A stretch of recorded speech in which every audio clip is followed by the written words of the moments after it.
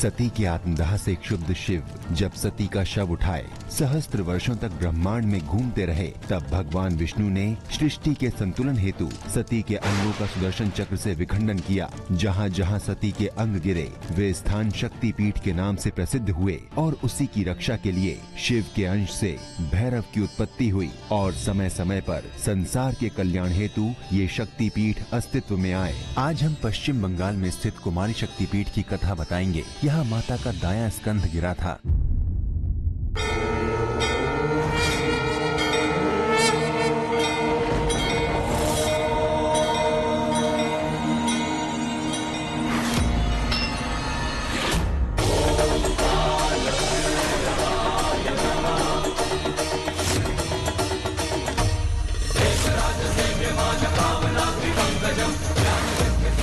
धरती लोक में आज न्याय और अन्याय के बीच मनुष्य की मानवता दांव पर लगी है, जिस कारण माता भक्तों का जीवन संकट में है।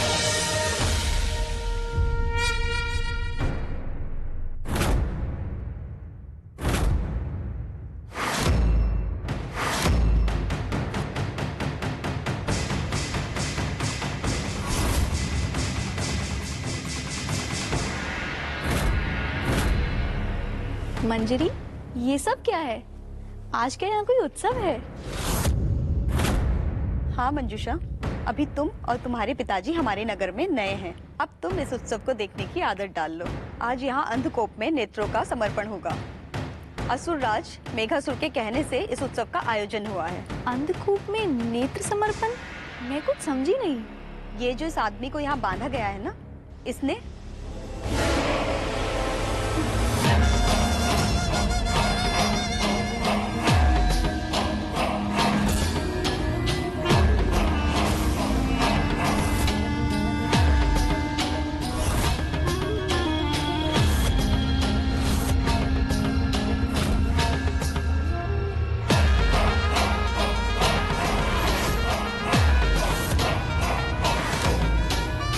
मेघासुर महाराज की जय! मेघासुर महाराज की जय! महाराज मेघासुर के जय! महाराज मेघासुर के जय!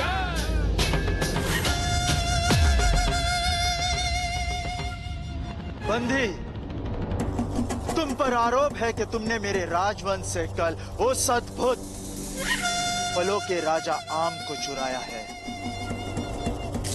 जो मेरे द्वारा लगाए गए आम वृक्ष में साल में सिर्फ एक बार आता है।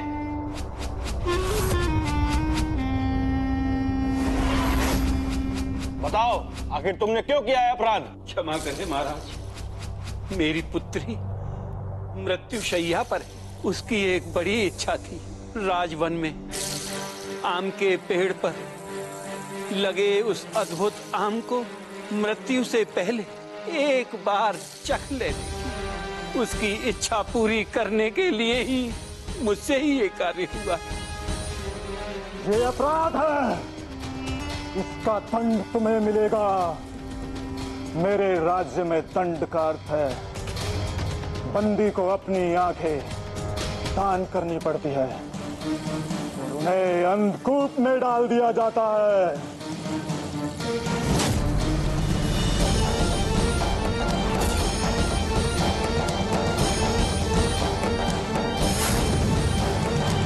भैरव, न्याय के हाथों अधर्म की परिभाषा लिखी जा रही है। मृत शिया पर पड़ी एक बालिका की इच्छा का इतना भयानक दंड। माता, किसी के भी नेत्र को निकालना कितना बड़ा अन्याय है। क्षमा महाराज, भूल हो गई। मुझे ये दंड ना दीजिए। मेरी बच्ची का इस संसार में कोई नहीं है महाराज। दया कीजिए महाराज, मुझ पर दया कीजिए।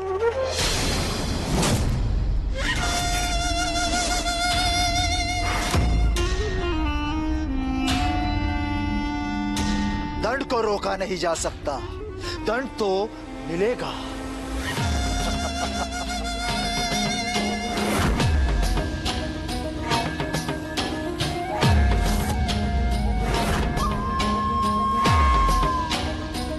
रुक जाइए महाराज, यह अन्याय है।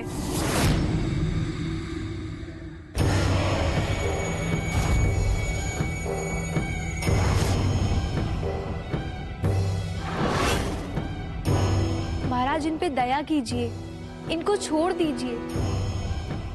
पुत्री की इच्छा के लिए इनसे ये भूल हो गई।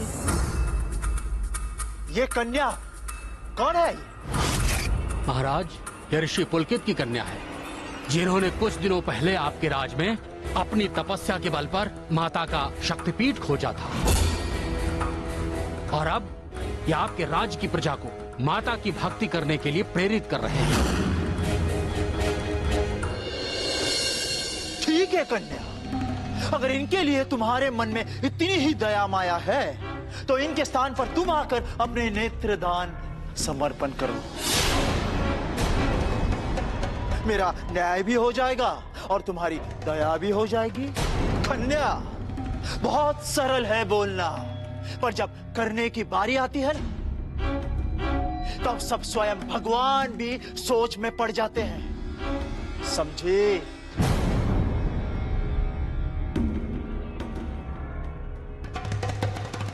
मैं तैयार हूँ।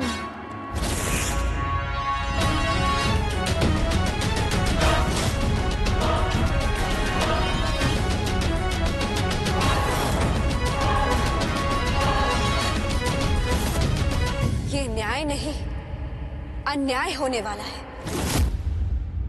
वाह वाह ऋषि कन्या, वाह! तुम सच में न्याय की मूर्त निकली। तुम्हारी ये इच्छा अवश्य पूरी होगी। आओ, अंधकूप के और निकट आओ। आओ।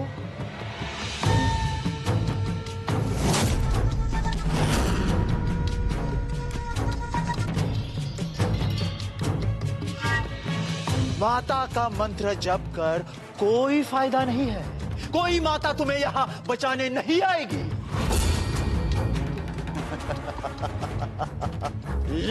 जा।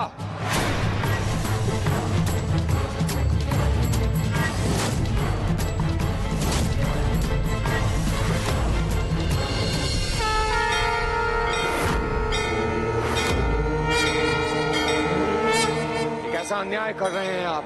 उस व्यक्ति ने कोई अपराध नहीं किया है, वो तो केवल अपनी बेटी की इच्छा पूर्ण कर रहा था। और न्याय यही कहता है कि तुम उस ऋषि कन्या और उस बुढ़े व्यक्ति को छोड़ दो। तुम कौन हो? माता के पीठ का रक्षक शिव भैरव।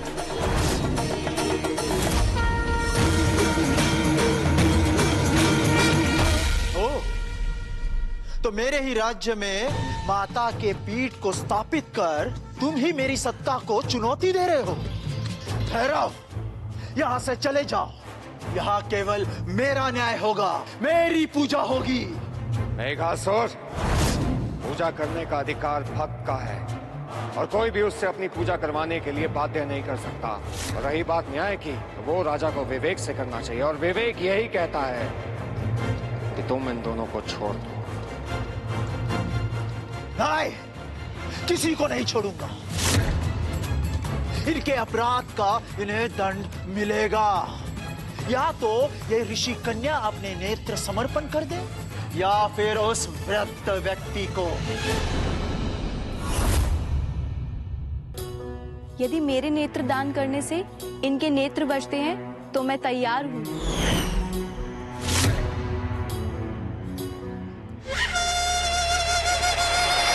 महाराज, महाराज, क्षमा महाराज, वो अद्भुत धाम उसी वृक्ष पर है।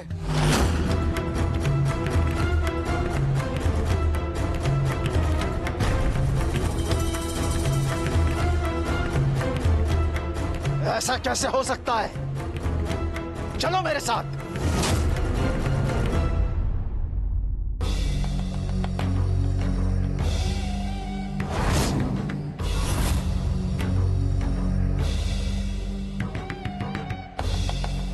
ये नहीं हो सकता। मैंने स्वयं देखा था अपनी आंखों से। यहां आम नहीं था। ये संभव है। परंतु सत्य तो यही है कि आम तो अभी भी वृक्ष में ही है। ये सब माता का चमत्कार है। जय माता दी। जय माता की।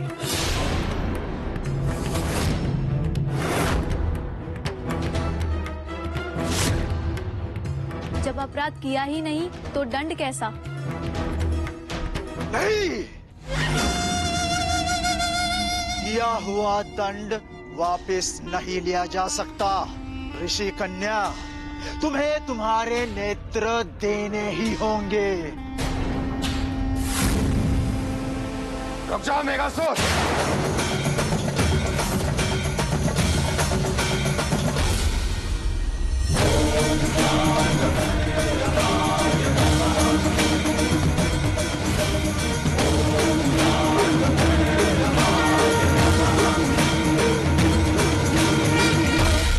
भैरव, ये सुरक्षा कवच बनाकर तुम मुझे रोक नहीं पाओगे।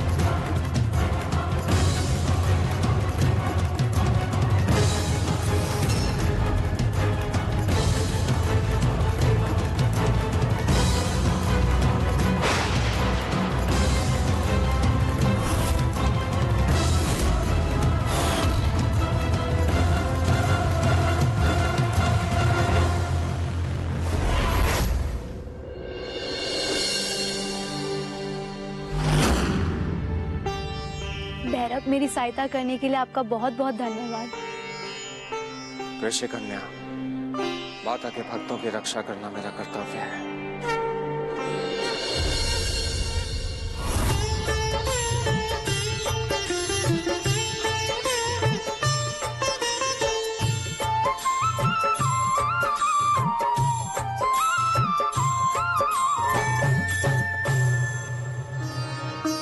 पिताजी, ये बहुत ही दुखी लोग हैं।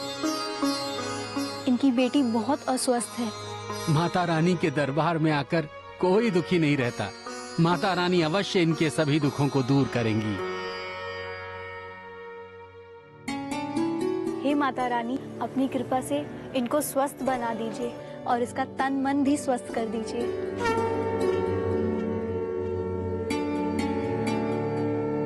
आप लोग भी माता रानी का जाप कीजिए।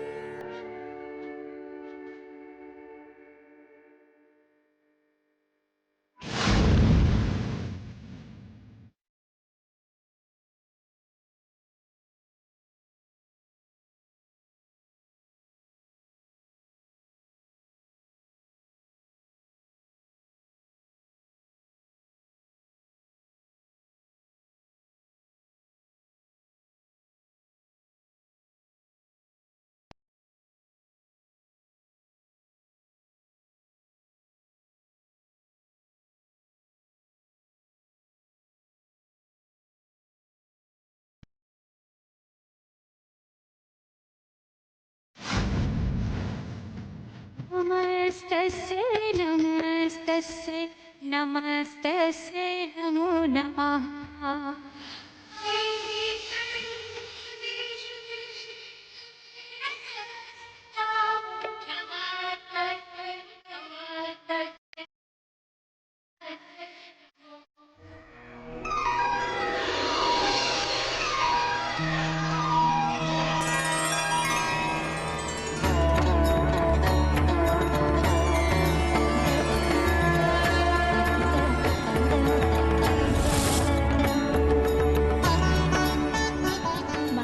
तुम पे अपना आशीर्वाद बना दिया है। शीघ्र ही तुम अब और स्वस्थ हो जाओगी।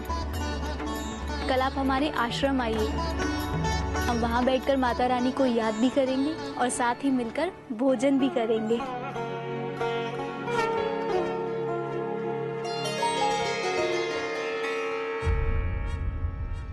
माता, आज उस ऋषि कन्या के साहस ने उस घमंडी मेघासुर को सही पाठ पढ़ाया है। क्योंकि वो दुष्ट असुर मेघासुर अपने हार से अत्यंत क्रोधित होगा।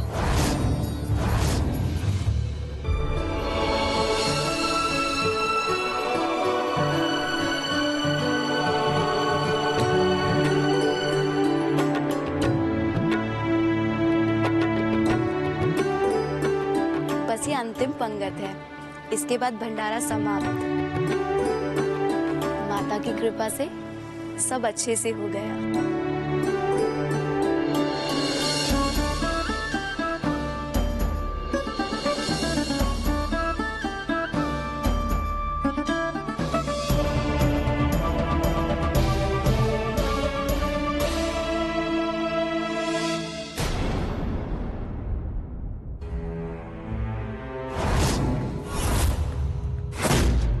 अरे लोग तो आते ही जा रहे हैं। इतने भोजन की व्यवस्था नहीं की हमने।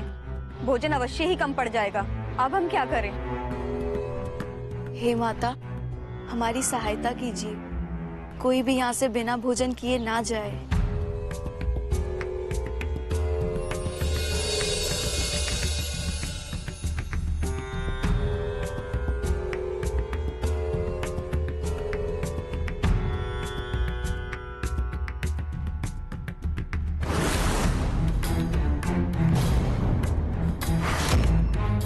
भोजन तो समाप्त हो गया है।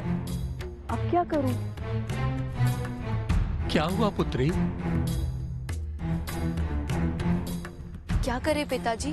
भोजन तो समाप्त हो चुका है और नया भोजन तैयार करने में तो समय जाएगा और लोग तो बढ़ते ही जा रहे हैं। पुत्री, हमें चलकर उनसे क्षमा मांग लेनी चाहिए।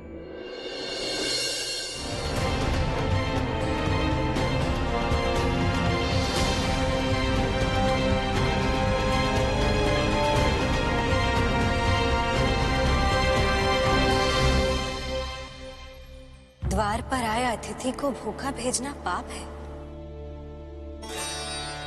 संकट में घिरे हुए हैं ऋषिवर।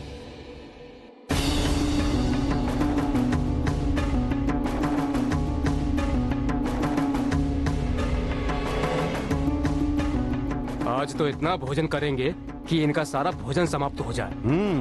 आज तो हम इनका अपमान करके ही जाएंगे।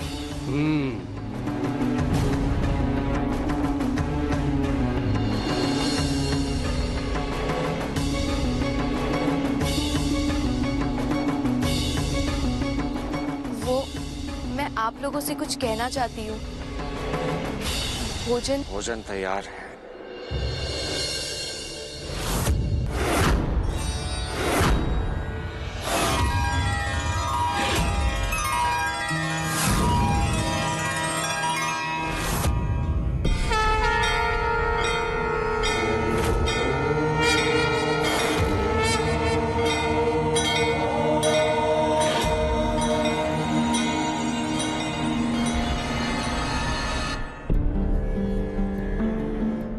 आप सबसे भोजन में हुई देरी के लिए मैं क्षमा चाहता हूँ। भोजन तैयार है, ग्रहण कीजिए।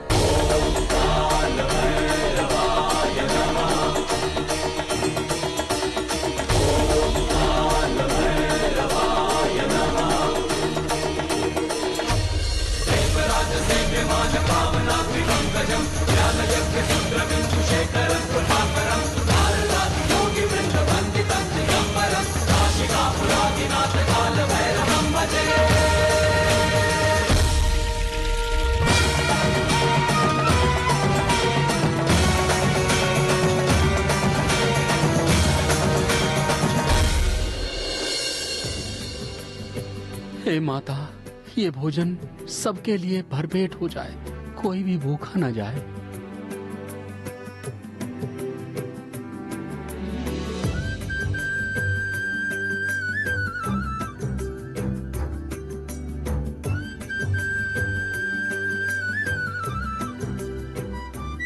हमें और भोजन दीजिए।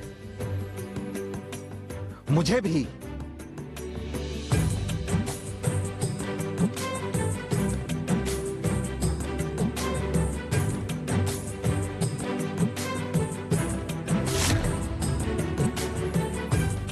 अपने सामर्थ्य से ज्यादा हम भोजन कर चुके हैं। पता नहीं इनका भोजन खत्म क्यों नहीं हो रहा है। अरे आप लोग रुक क्यों गए? और लीजिए और खाइए।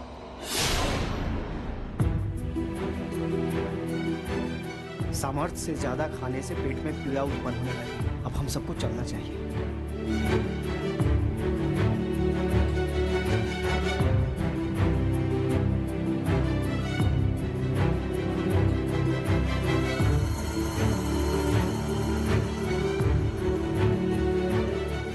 कहाँ जा रहे हैं आप लोग? भोजन तो करके जाइए।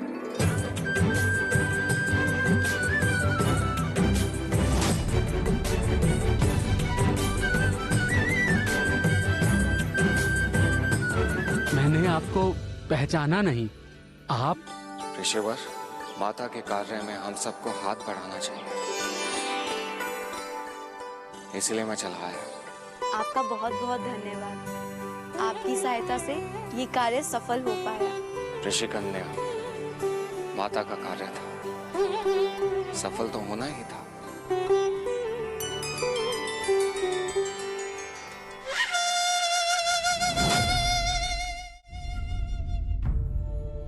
भैरव, तुम्हारा धन्यवाद। तुम्हारे आशीर्वाद से ही मंजूषा की पूजा और भोजन सफल रहा। माता, मैं आपका और आपके भक्तों का रक्षक हूँ। भैरव, स्मरण रहे, तुम्हें अब भी इस ऋषि कन्या मंजूषा का ध्यान रखना होगा। अवश्य माता।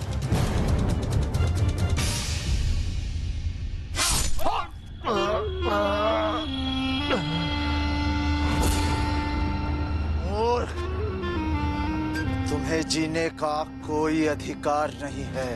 तुम एक कन्या से हारकर चले आए। क्या कोई मायावी कन्या थी वो? क्षमा कीजिएगा महाराज, वो कन्या तो मायावी नहीं थी, अपितु उसका रसोइया मायावी लग रहा था।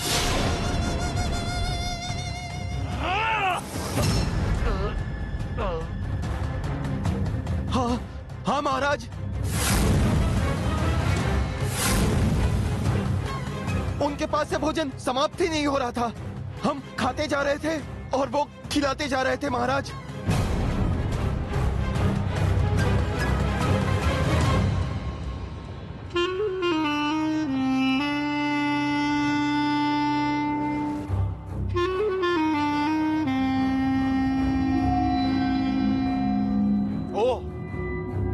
तो वो अवश्य भैरव ही होगा, माता का रक्षक।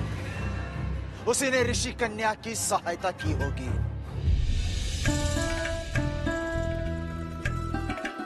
मंजरी, माता के आशीर्वाद से दुखी लोगों की सेवा करने में आनंद की अनुभूति होती है, और जब से उन वृद्ध व्यक्ति की पुत्री माता की पेट से स्वस्थ होकर गई है, तब से माता के भक्त बढ़ते ही जा रहे हैं। अब हमें जड़ी बूटियों की और तलाश करनी होगी ताकि हम सबकी सेवा कर सके।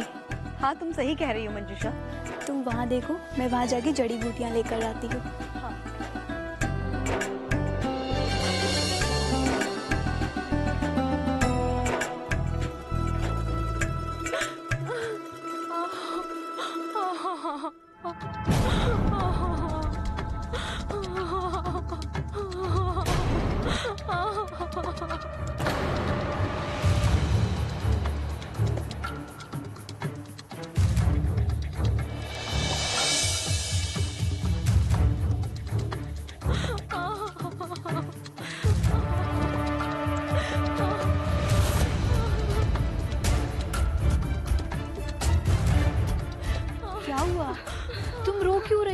मुझे एक विशाल विषधार सांप ने काट लिया।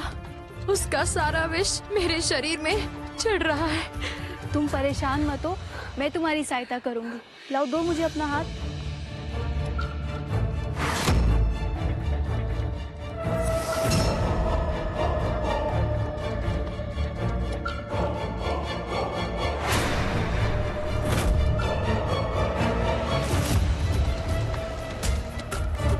कौन हो तुम? छोड़ो मेरा हाथ।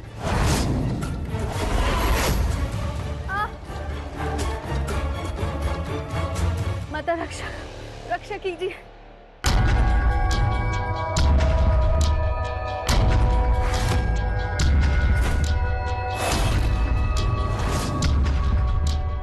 सब कैसे हो गया?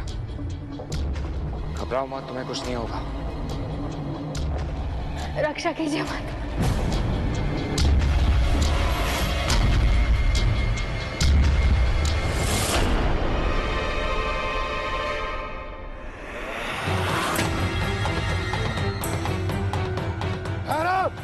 इतनी आसानी से नहीं मार सकते मुझे।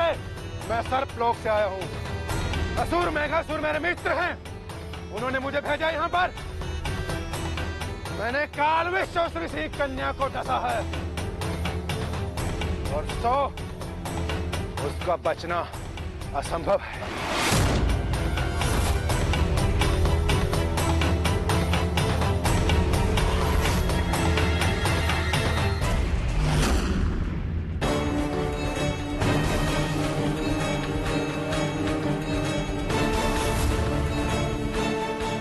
हे माता, ये तो अपने प्राण त्याग चुके हैं।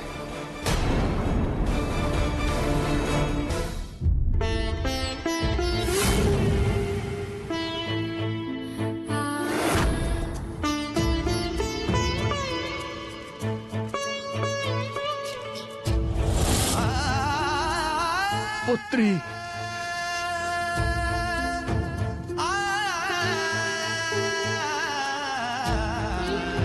पुत्री मंजूषा, बोल बेटी, पुत्री बोलो, बोलो पुत्री। भैरव, मेरी पुत्री मंजूषा को क्या हुआ है? ऋषिवर, बहुत ही दुखद समाचार है। दुष्मेघासुर ने आपकी पुत्री को विषैले सर्प से डसवा दिया है। वो अपने प्राण त्याग चुकी है। माता की भक्ति को आगे बढ़ाने में ही मेरी पुत्री मंजूषा की मृत्यु हुई है। मैं जानता था वो असुर मेघासुर एक न एक दिन ये कार्य करेगा। माता, यदि आपके प्रति मेरी श्रद्धा सच्ची है तो मेरी बेटी मंजूषा को कुछ नहीं होगा। वो मुझे पुनः मिल जाएगी। मैं इसका अंतिम संस्कार नहीं करूंगा माता। आपको मेरी पुत्र के प्राण वापस लाने होंगे, क्योंकि आपके इस भक्त के माता भक्ति के कार्य अभी पूर्ण नहीं हुए हैं माता।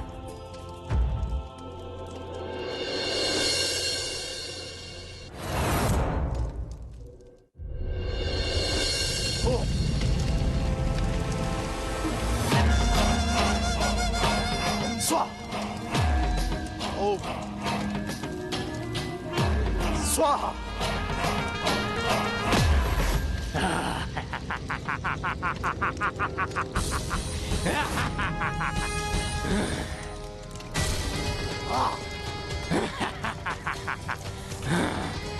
मेरी योजना पूर्ण नहीं हुई है, तुम्हें मेरा कार्य करना होगा।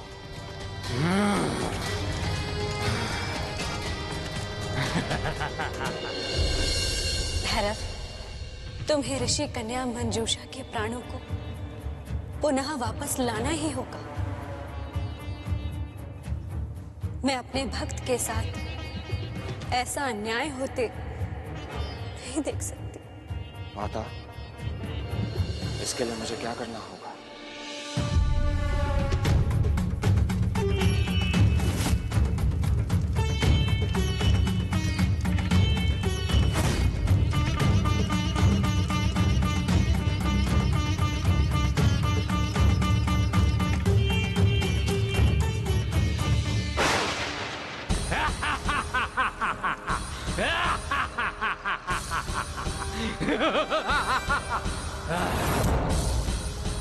कौन हो तुम?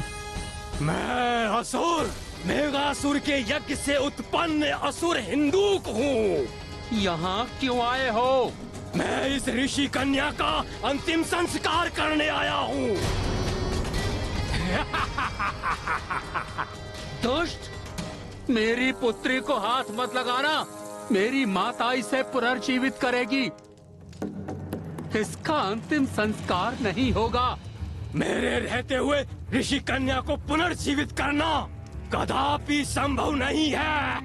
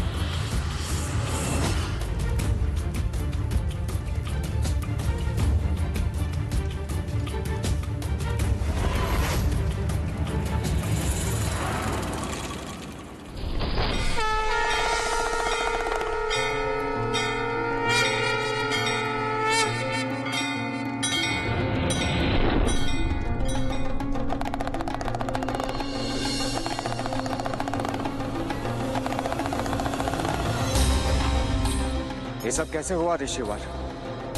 मंजूषा का शरीर कहाँ है? भैरव मंजूषा के शरीर को अंतिम संस्कार के लिए यहाँ से उठा कर ले गया है।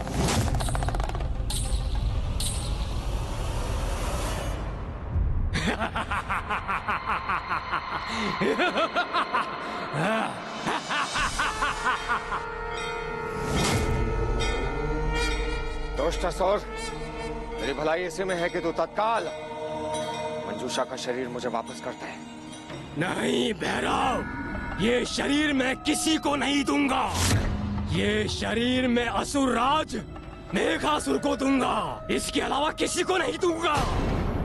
मेरे मार्ग से हट जाओ।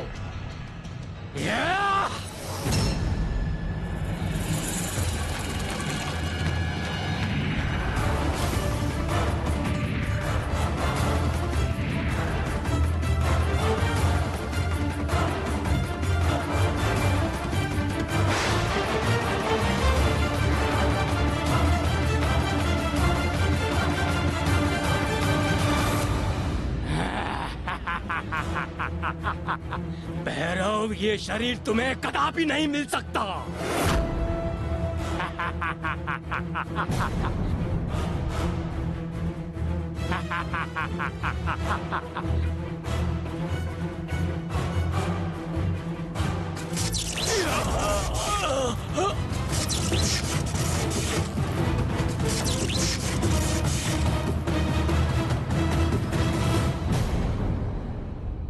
अब नदी की मछलियां उस ऋषि कन्या के शरीर को अपना भोजन बना लेंगी।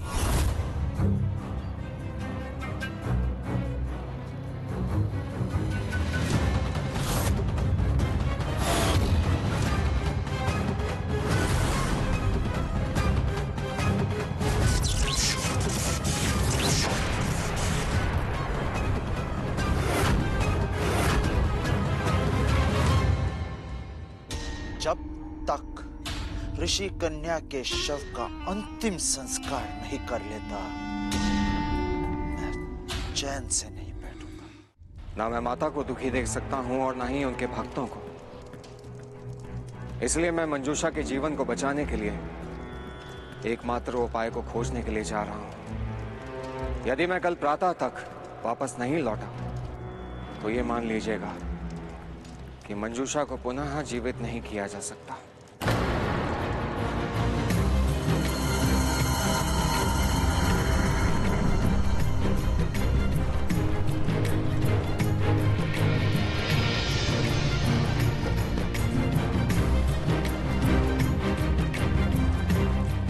ऋषिवर, मंजूषा के शरीर को इस घेरे से बाहर मत निकालिएगा। उसका शरीर इस घेरे के भीतर सुरक्षित है। और ध्यान रहे, वो असुर मेघासुर शांत नहीं बैठेगा।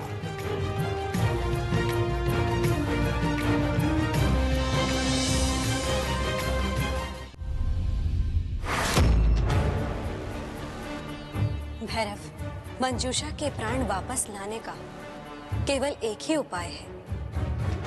तुम्हें सर्प लोक जाकर सर्प कन्या अरितिका को ढूंढना होगा।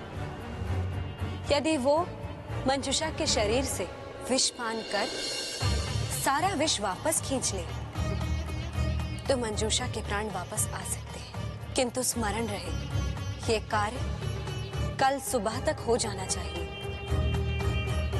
अन्यथा हम मंजूषा को नहीं बचा पाएंगे।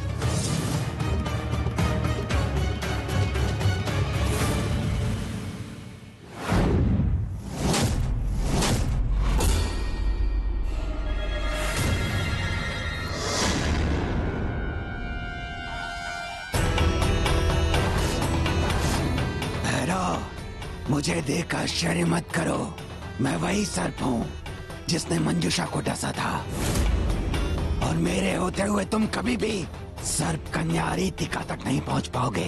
मूर्ख, तुम मुझे नहीं रोक सकते।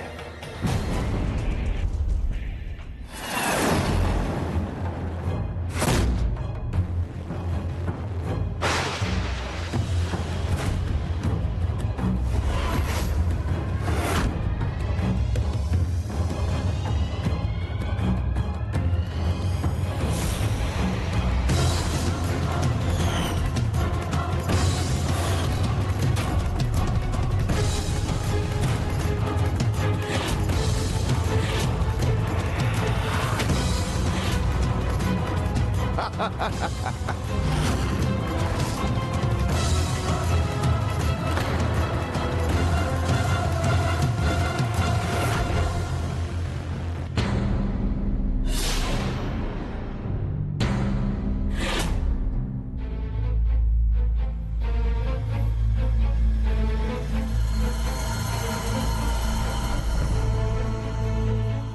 भैरव, मैं इस सर्पलोक का राजा अर्जक हूं और मैं जानता हूं कि आप यहां किस कार्य के लिए आए हैं।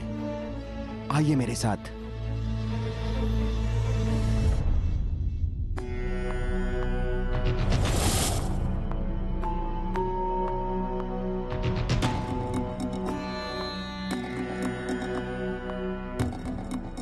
हे भैरव, मैं उस सर्प कन्या रितिका का पिता हूं जिसे आप ढूंढने आए हैं। सर्पराज, मैं एक ऋषि कन्या के प्राण बचाने के लिए आपकी पुत्री रितिका को लेने आया हूं।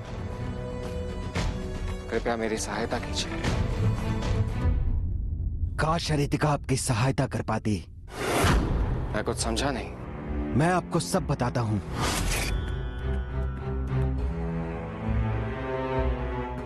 उस रात पूनम की रात थी जब मैं जंगल में गया था।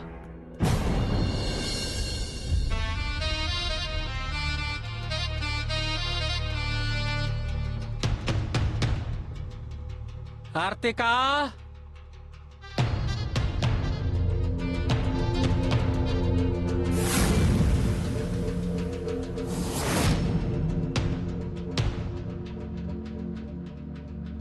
आर्तिका, आर्तिका,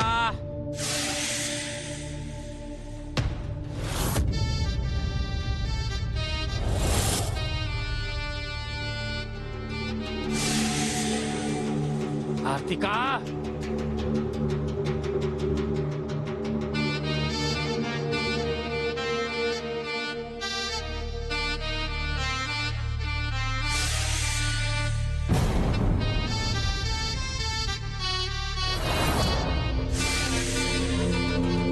आर्तिका,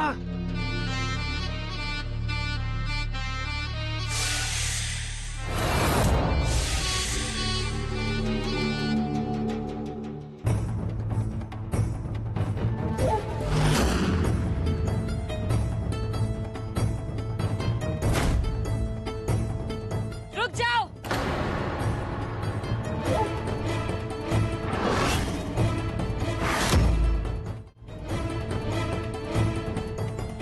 अति सुंदर। दुष्ट शोलक, तुम्हें इतना साहस कि तू यहाँ चला आया? निकल जाए यहाँ से। जाने के लिए नहीं आया हूँ अर्तिका, तुम्हें साथ ले जाने के लिए आया हूँ। लोगों की घातक से घातक विष से जान बचाकर तुमने अपने भीतर संसार का सबसे भयंकर विष एकत्रित कर लिया है। इसलिए अब तुम मेरी बंदी बन मेरे लिए उस विष का प्रयोग करोगी। जिसे मैं कहूंगा उसे तुम डसोगी। तुम्हारा संकलित विष अब मेरे काम आएगा। मूर्ख, मैंने कभी भी किसी को ना डसने का प्रण लिया है। चला जा यहाँ से।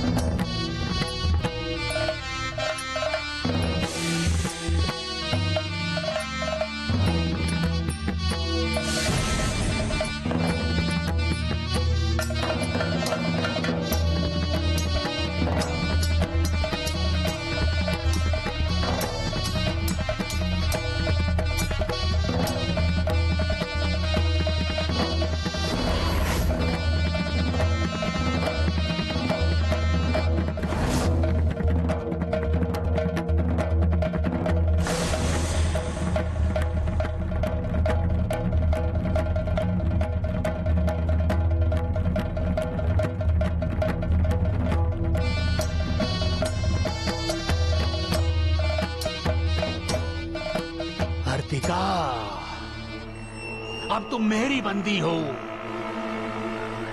तुम मेरे कार्य को सिद्ध करोगी।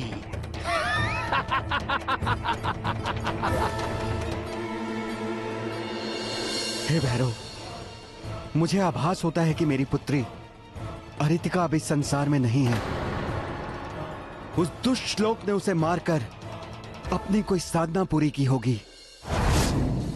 और मुझे बहुत दुख है कि मेरी पुत्री अरितिका आपकी माता भक्त ऋषि कन्या के प्राण बचाने के काम ना आ सकी।